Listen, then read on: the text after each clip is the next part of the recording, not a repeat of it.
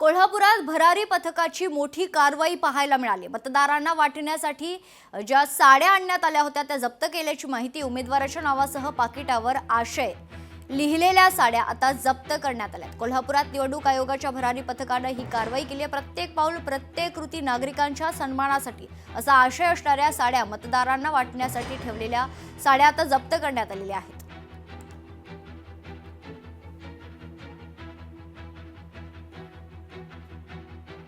मतदारांना मतदान स्लिप वाटणाऱ्या कार्यकर्त्यांना मारहाण झाल्याची माहिती। पिंपरी चिंचवडच्या थेरगाव परिसरातील हा प्रकार आहे। कुख्यात गुंड जयदीप मानेकडून मारहाण झाल्याची माहिती समोर येते।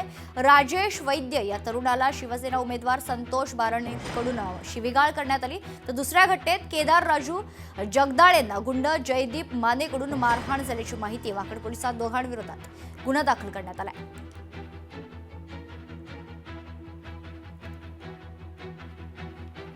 एक मोठी ब्रेकिंग न्यूज समोर येते। शेअर बाजार चांगलाच कोसळलाय। निफ्टी 25,600च्या खाली गेली आहे, तर सेन्सेक्स 140 अंकांनी घसरून 83,435 वर उघडल्याची माहिती आहे। शेअर बाजारातील घसरण आजही कायम आहे। आठवड्याच्या पहिल्याच दिवशी बाजाराची सुरुवात कमकुवत झाली आहे। सकाळच्या सत्रात निफ्टी 14 अंकांनी घसरून 25,669 वर उघडला, तर सेन्सेक्स 140 अंकांच्या घसरणीसह 83,435 वर उघडलाय। सुरुवातीच्या काही मिनिटातच विक्रीचा दबाव वाढला आणि निफ्टी सुमारे 85 अंकाने घसरत 25,600च्या खाली आलाय।